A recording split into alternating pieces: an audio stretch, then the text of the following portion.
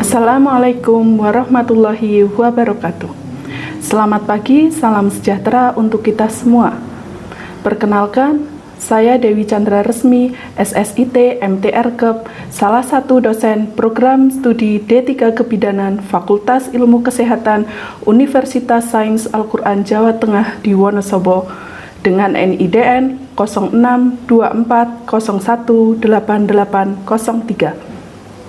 Sebagai seorang dosen, saya memiliki kewajiban untuk menjalankan tridharma perguruan tinggi, yaitu pengajaran, penelitian, dan juga pengabdian kepada masyarakat. Dalam kesempatan kali ini, saya akan menyampaikan mata kuliah yang saya ampu, yaitu Asuhan Kebidanan Persalinan dan Bayi Baru Lahir. Mata kuliah ini merupakan mata kuliah wajib di program studi kebidanan yang berada pada semester 4 dengan beban SKS 5 SKS yang terdiri dari 3 SKS teori dan juga 2 SKS praktik. Dalam pengajaran mata kuliah Asuhan Kebidanan Persalinan dan Bayi Baru Lahir dilakukan secara metode blended learning, yaitu dengan memadukan pembelajaran secara luring dan secara daring. Pembelajaran secara luring dilakukan di kelas dengan metode tatap muka dengan model ceramah, diskusi, dan juga diskusi kelompok untuk membahas dan menganalisa studi kasus yang terjadi pada ibu bersalin dan juga bayi baru lahir. Sedangkan pembelajaran secara daring dapat dilakukan dengan aplikasi Zoom Meeting, Google Meet, kemudian ada Learning Management System. Untuk capaian pembelajaran mata kuliah ini adalah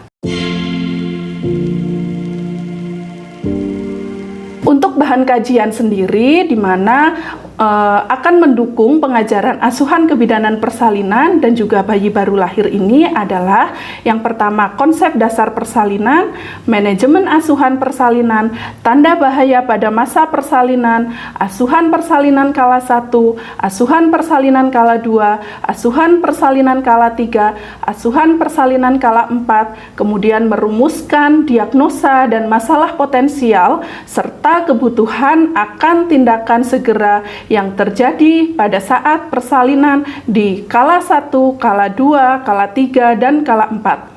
Melaksanakan rujukan sesuai dengan kasus ada persalinan, kemudian melakukan komunikasi dan promosi kesehatan dan asuhan kebidanan pada masa persalinan dengan kegawat daruratan, asuhan kebidanan dengan memperhatikan aspek sosial budaya, kebutuhan gizi selama persalinan, asuhan kebidanan pada persalinan dengan memperhatikan etika dan hukum perundang-undangan.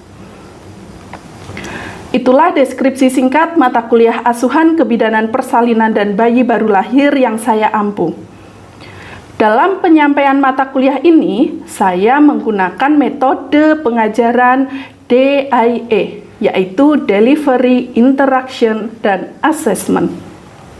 Delivery merupakan proses penyampaian materi pembelajaran yang baik dan menarik agar mahasiswa dapat menerima materi yang saya sampaikan dengan benar.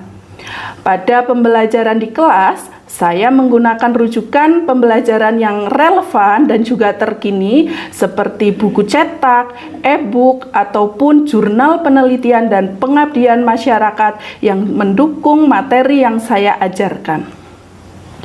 Dan untuk mendukung pembelajaran, saya telah menyusun buku ajar asuhan persalinan dan bayi baru lahir, dan juga panduan praktikum asuhan kebidanan persalinan dan bayi baru lahir. Strategi selanjutnya, saya menggunakan metode Student Learning Center atau SLC, yaitu mahasiswa berperan aktif, kreatif, mandiri, dan juga inovatif sesuai dengan kemampuan individu masing-masing. Dalam SLC ini, saya menggunakan beberapa aspek. Yang pertama yaitu pembelajaran interaktif, yaitu pemaparan materi oleh dosen di dalam kelas dengan menyisipkan pertanyaan kepada mahasiswa dan meminta pendapat dari mahasiswa lainnya. Yang kedua adalah small group discussion, yaitu model pembelajaran yang melibatkan mahasiswa dalam kelompok kecil untuk menganalisis, menggali, mendiskusikan topik yang saya bagikan. Selanjutnya adalah strategi yang ketiga, self-direction learning, dengan memberikan penugasan atau tugas belajar pada mahasiswa dengan tugas membaca, meringkas, ataupun merangkum dari artikel jurnal. Strategi selanjutnya adalah dengan metode simulasi ataupun demonstrasi, yaitu dengan melakukan peragaan menggunakan media pengajaran yang relevan sesuai dengan pokok bahasan yang kita diskusikan. Untuk metode yang kedua yaitu interaction. Interaction adalah proses interaksi yang terjalin antara dosen dan mahasiswa agar mencapai tujuan pembelajaran, baik itu secara langsung maupun menggunakan media elektronik. Interaksi yang saya lakukan adalah di awal pertemuan dengan melakukan perkenalan terlebih dahulu agar saling mengenal dan saling percaya. Kemudian yang kedua, melakukan diskusi dengan mahasiswa dan memberikan motivasi belajar kepada mahasiswa. Membahas kontrak perkuliahan dengan membuat kesepakatan bersama terkait dengan proses pembelajaran seperti peraturan pembelajaran, sistem penilaian, dan juga penugasan. Selanjutnya, saya melakukan post-test dalam pertemuan untuk mengetahui pemahaman masing-masing mahasiswa terkait dengan teori yang saya ajarkan. Di awal pembelajaran dilakukan review pembelajaran yang berfungsi untuk meningkatkan kembali materi yang sudah diajarkan. Dalam perkuliahan saya ini juga memiliki saluran komunikasi menggunakan WA Group untuk komunikasi secara langsung dan berkoordinasi dengan mahasiswa. Untuk yang metode yang ketiga yaitu assessment, gitu ya, untuk mengukur kemampuan mahasiswa secara objektif dan juga transparan dalam menerima materi pembelajaran. Dalam aspek ini ada beberapa indikator yang saya gunakan. Yang pertama adalah kehadiran 10%, yang kedua penugasan dan juga pretest itu 10%, yang ketiga keterampilan ataupun skill itu 35%, yang keempat ujian tengah semester 20%, dan yang kelima ujian akhir semester sebesar 25%. Indikator penilaian tersebut disampaikan pada awal perkuliahan agar mahasiswa dapat mengetahui proses penilaian yang dilakukan oleh dosen pada mata kuliah ini secara transparan dan secara objektif. Selanjutnya, saya akan memaparkan pembelajaran di kelas dengan micro teaching secara luring. Selamat menyaksikan. Bismillahirrahmanirrahim. Assalamualaikum warahmatullahi wabarakatuh. Waalaikumsalam warahmatullahi wabarakatuh. Ya, selamat siang semuanya. Ya, untuk hari ini kita melanjutkan di mata kuliah Asuhan Kebidanan Persalinan dan Bayi Baru Lahir ya. Oke. Sebelum kita mulai perkuliahan, kita berdoa terlebih dahulu ya, supaya perkuliahan kita dapat berjalan dengan lancar. Silahkan kepada Komting bisa dipimpin untuk berdoa. Ya, terima kasih untuk Komting. Kemudian jangan lupa juga teman-teman semuanya absen dulu di sistem akademik. Kemudian untuk hari ini materinya adalah fisiologi kala 3 gitu ya. Jadi untuk pertemuan sebelumnya kan kita sudah mempelajari nih mengenai konsep dasar persalinan. Kemudian di tahapan persalinan atau ada yang menyebutnya batasan-batasan persalinan. Ada yang masih ingat ada berapa tahapan dalam persalinan? Ada 4. Siapa yang bisa menyebutkan? Ya, Mbak Dizi. Ada Tahapannya ada 4, yaitu kala 1, kala 2, kala 3, dan kala 4. Ya, jadi untuk tahapan atau batasan persalinan itu ada 4, yaitu ada kala 1, kala 2, kala 3, dan kala 4. Kemarin pertemuan sebelumnya juga kita sudah mempelajari mengenai kala 1, kala 2, dan hari ini kita mempelajari tentang fisiologi kala 3 atau asuhan persalinan pada kala 3. Nanti yang akan kita pelajari setelah perkuliahan ini selesai, maka ada tujuan pembelajarannya nih. Tujuannya adalah mahasiswa mampu mengerti dan melaksanakan asuhan kebidanan persalinan pada kala 3. Lah di kala 3 itu apa saja? Tadi sudah Ibu sampaikan, yaitu mahasiswa mampu menjelaskan tentang fisiologis terjadinya atau pelepasan plasenta. Ya, kemudian mahasiswa mampu menyebutkan tanda-tanda pelepasan plasenta. Kemudian mahasiswa mampu melaksanakan teknik pengecekan pelepasan plasenta. Jadi proses pengeluaran plasenta atau kala 3 adalah waktu dari keluarnya bayi hingga pelepasan uri atau pengeluaran uri atau plasenta yang berlangsung tidak lebih dari 30 menit. Jadi waktunya hanya 30 menit gitu ya. Karena kalau misalkan setelah 30 menit itu merupakan terjadinya komplikasi pada ibu sehingga ibu bisa mengalami perdarahan. Batasan fisiologis skala 3 ini proses pengeluaran plasenta biasanya berlangsung sekitar 5 hingga 30 menit saja gitu ya. Jadi setelah bayi lahir kemudian disuntikan oksitosin untuk memperkuat kontraksinya, itu paling tidak biasanya 5-10 menit plasenta sudah lahir. Batasannya adalah 30 menit. Kalau lebih dari 30 menit itu bisa menyebabkan terjadinya perdarahan. Jadi teman-teman semuanya harus paham nih bagaimana sih cara mengetahui tanda-tanda pelepasan plasenta dan bagaimana tindakan untuk mempercepat pelepasan plasenta dan pengeluaran plasentanya yang akan kita pelajari hari ini. Nah, mekanisme pelepasan plasenta ini kok bisa terjadi pelepasan plasenta itu karena apa gitu ya. Jadi selama persalinan kala 3 di mana miometrium ya atau dinding uterusnya itu dia mengalami kontraksi. Yang kalau pada awal itu ada istilah retraksi, tahu ya, masih ingat?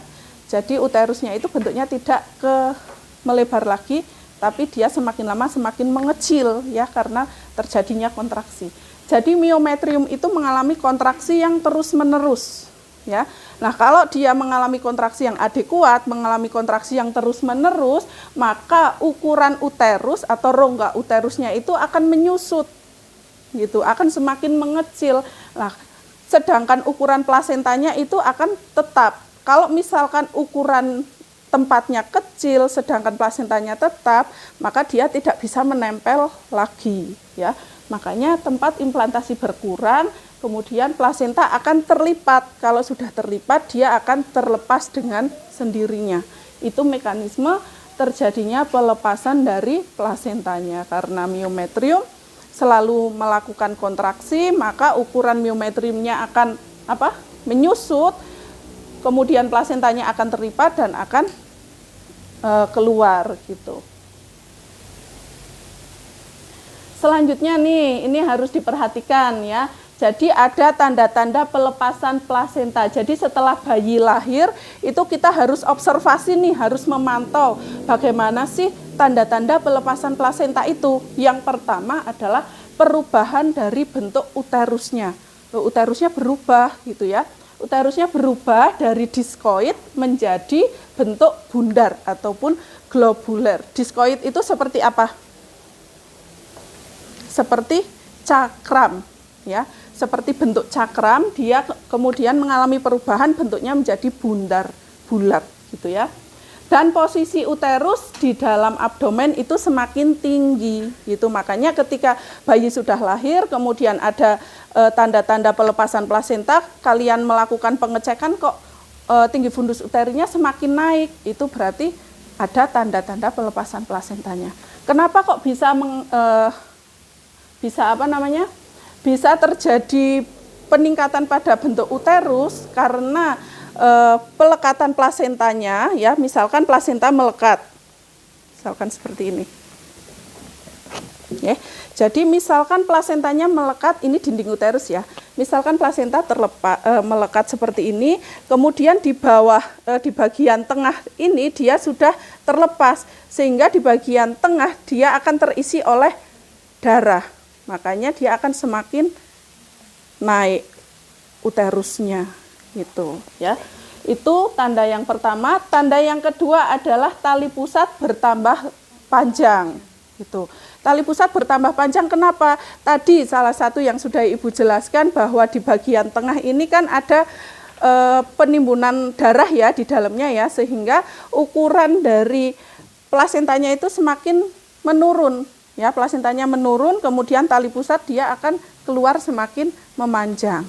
Itu. Kemudian tanda yang ketiga adalah adanya semburan darah tiba-tiba. Nah, semburan darah tiba-tiba itu kalau misalkan tadi yang bagian tengah dia mengalami hematoma atau terisi darah, kemudian lama-kelamaan karena adanya kontraksi, dia tidak ada tempat untuk menampung darahnya, maka dia akan terlepas semuanya, sehingga darah yang tertampung di tengah ini akan keluar, ya, sehingga akan terjadi semburan darah tiba-tiba atau pengeluaran darah yang terjadi secara tiba-tiba. Itu tandanya ya, ada 3 ya, bentuk uterus semakin globuler atau berubah dan naik, kemudian ada ya tali pusat semakin memanjang, dan yang ketiga semburan darah tiba-tiba. Ini harus teman-teman ingat ya, karena besok ketika kalian praktek itu harus paham, oh ini plasentanya ternyata sudah lepas gitu. Selanjutnya ada cara-cara pelepasan plasenta, ada 2 fase ya. Fase pertama adalah fase pelepasan plasenta dan yang kedua adalah fase pengeluaran. Nah, di mana untuk fase pelepasan plasenta itu ada 2 teknik ya. Ada teknik Duncan menurut Duncan dan ada teknik menurut Schulze ya. Kalau menurut Duncan itu plasentanya terlepasnya dari pinggir ya. Jadi kalian harus ingat-ingat, kalau saya mengancingkan baju itu kan dari pinggir ya. Kancingnya itu kan dimasukkan dari pinggir. Lah, ini menurut Duncan. Jadi lepasnya seperti ini menempel, kemudian yang terlepas adalah bagian pinggir-pinggirnya dulu ya. Biasanya kalau teknik ini jarang sekali terjadi. Biasanya paling tidak sekitar 20% persalinan yang pelepasan plasentanya seperti menurut Duncan ini ya. Lah, yang kedua ada menurut Schulze ya. Menurut Schulze, lepasnya uri atau lepasnya plasenta itu seperti kita menutup payung ya, menutup payung tapi secara terbalik.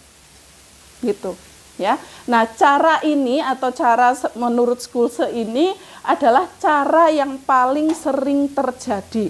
Makanya tadi ya, seperti salah satu tanda-tanda pelepasan plasenta itu ada semburan darah tiba-tiba.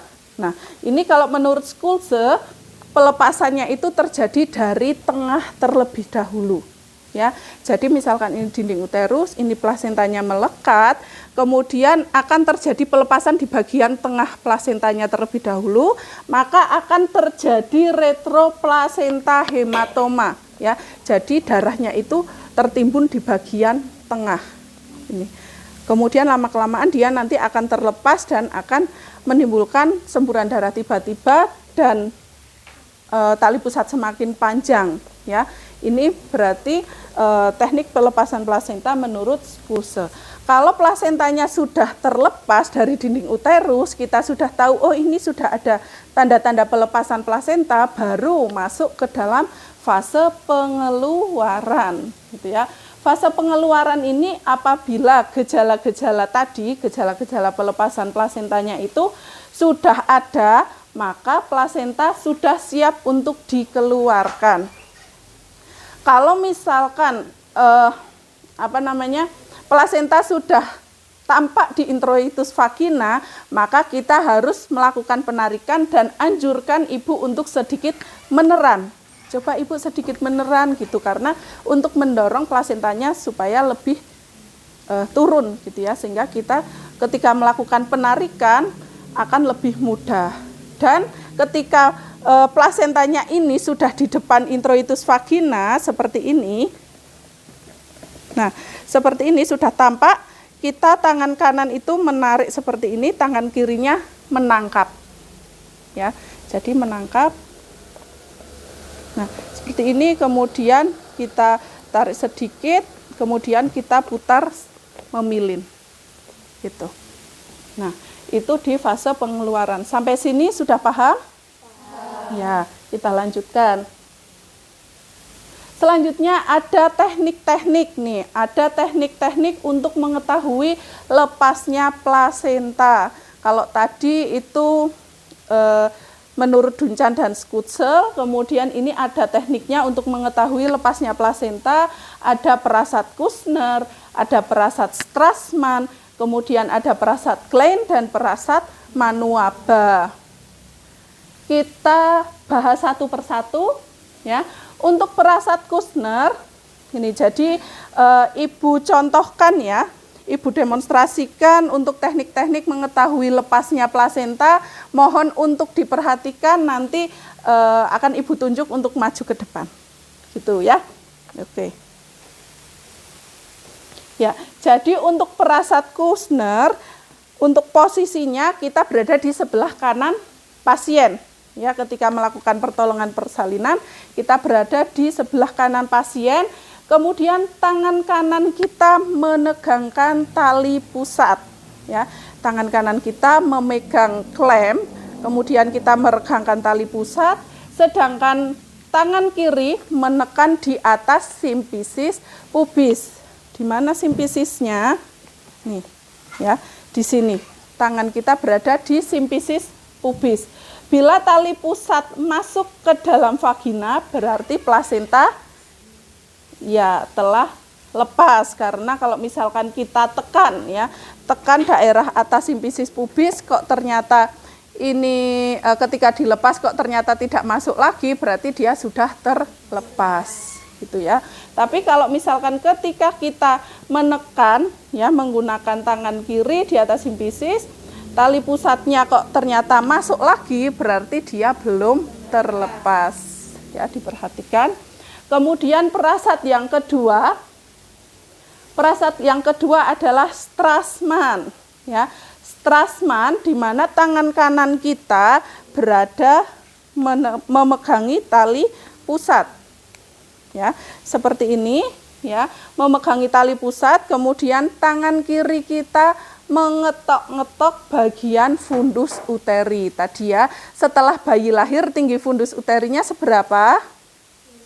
Ya, setinggi pusat. Kita lihat pusatnya di mana, kemudian kita mengetok-ngetok, tek tek tek gitu ya, diketok-ketok. Tuk tuk tuk. Bila terasa getaran pada tangan kanan, berarti plasentanya belum terlepas. Tapi ketika kita mengetok bagian fundus kok tidak ada getaran di tangan kanan, berarti sudah terlepas. Paham ya? Ya. Selanjutnya yang ketiga. Nih, yang ketiga adalah perasat Klein. Ya. Perasat Klein ini di mana ibu diminta untuk mengejan, ya. Ibu dianjurkan untuk mengejan, tali pusat akan turun ke bawah. Bila berhenti mengejan, tali pusat masuk lagi, berarti plasenta belum lepas dari dinding uterusnya. Klein ataupun klien, gitu ya, berarti pasiennya. Ibu, coba ibu mengejan sedikit, coba. Ya, sudah Bu, berhenti. Kalau misalkan tali pusatnya ikut masuk, berarti belum terlepas. Tapi kalau pasiennya tidak ikut masuk dalam posisi seperti ini, gitu ya, itu berarti plasentanya sudah terlepas. Itu teknik yang ketiga. Selanjutnya teknik yang keempat, yaitu adalah perasat Manuaba. Ya. Perasat Manuaba ini tangan kiri memegang uterus pada segmen bawah rahim, sedangkan tangan kanan memegang dan mengencangkan tali pusat. Kedua tangan ditarik berlawanan, tangannya itu ditarik berlawanan, ya. Tarikan terasa berat dan tali pusat tidak memanjang, berarti plasenta belum lepas, ya. tarikan terasa ringan atau mudah dan tali pusat memanjang, berarti plasentanya telah terlepas. Jadi kedua tangan kita itu ditarik secara berlawanan. Tangan kiri berada di atas simfisis, ya, tangan kanan meregangkan. Dua-duanya ditarik, seret gitu. Kalau sudah ditarik, kita lepaskan tarikan. Kalau tali pusatnya masuk lagi berarti belum lepas. Tapi kalau tidak ikut masuk lagi sudah terlepas. Ya, sudah bisa terekam untuk teknik-teknik pelepasan plasentanya. Tadi ada teknik apa saja untuk pelepasan plasenta? Perasat Kushner. Iya, ada 4 perasat, ada Kushner, Strassman, Klein, dan Manuaba gitu. Kalau yang Strassman bagaimana? Iya, mengetok-ngetok. Orang stres itu seringnya ketok-ketok kepala buat mengingat aja gitu ya, untuk mempermudah ingatan. Jadi kalau Strassman, aduh orangnya kok stres, berarti kita mengetok-ketok bagian fundusnya gitu. Kalau misalkan ada getaran berarti belum terlepas. Ada yang mau ditanyakan sampai sini? Belum ada? Sudah paham semuanya? Oke, jadi untuk fisiologi skala 3 ini tadi sudah kita pelajari mengenai pengertian skala 3, kemudian mekanisme pelepasan plasenta gitu ya. Kemudian ada apa lagi? Tanda-tanda pelepasan plasenta, kemudian iya, teknik pelepasan plasentanya gitu. Mungkin ada yang mau memberikan contoh bagaimana cara kita mengetahui nih pelepasan plasentanya seperti apa? Ada yang berani maju ke depan? Contohkan satu aja. Siapa? Mbak Anggi? Bisa contohkan ke depan? Ya. Contohkan mau teknik apa nih? Kushner, ya. Bagaimana perasat Kushner? Coba Mbak Anggi contohkan, ya. Jadi untuk teknik perasat Kushner, posisi badan kita di sebelah kanan klien, kemudian tangan kanan meregangkan tali pusat dengan posisi tangan seperti ini. Kemudian tangan kiri menekan bagian fundus. Jika saat ditekan, tali pusat memanjang dan tidak kembali lagi, berarti tali pusat sudah terlepas, berarti plasenta sudah terlepas. Sebaliknya jika saat ditekan, tali pusat masih kembali saat dilakukan pelepasan tangan kita yang sebelah kiri, berarti plasenta belum terlepas. Seperti itu. Gitu. Ya. Betul? Iya, betul. Oke, terima kasih Mbak Anggi. Ya, silahkan duduk, bisa kasih aplaus. Ya, berarti sudah paham ya mengenai cara mengetahui ya atau teknik-teknik dari pelepasan plasentanya. Ya, sudah paham ya. Ada yang mau ditanyakan lagi? Tidak ada? Ya, untuk evaluasi coba ada yang bisa menyebutkan tadi tanda-tanda pelepasan plasenta? Mbak Nurul? Tanda pelepasnya plasenta ada 3. Yang pertama yaitu uterus globuler, terus yang kedua tali pusat memanjang, dan yang ketiga ada semburan darah secara tiba-tiba. Ya, betul sekali nggih. Untuk pelepasan plasenta tandanya yaitu uterusnya globuler, kemudian ada tali pusatnya memanjang dan ada semburan darah yang terjadi secara tiba-tiba. Oke, kalau tidak ada yang ditanyakan lagi, mungkin cukup itu nggih perkuliahan dari Ibu hari ini. Untuk pertemuan yang akan datang minggu selanjutnya itu akan kita bahas mengenai manajemen aktif skala 3. Oke. Sebelum kita di pertemuan selanjutnya, silahkan untuk membaca-baca buku ajar yang Ibu sampaikan ya mengenai MAK 3, kemudian kalian bisa melihat video yang sudah Ibu bagikan dan jangan lupa dibuat rangkumannya ya.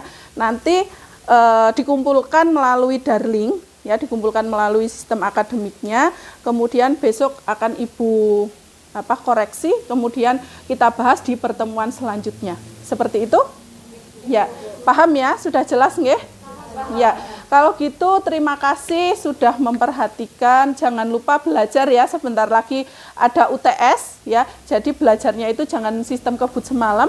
Kemudian jangan lupa juga habis ini seperti biasa akan Ibu adakan post test gitu ya, untuk mengetahui seberapa jauh sih teman-teman itu memperhatikan perkuliahan Ibu. Gitu ya. Gitu. Kemudian cukup itu. Terima kasih sekali lagi Ibu akhiri. Wabillahi taufiq wal hidayah. Wassalamualaikum warahmatullahi wabarakatuh.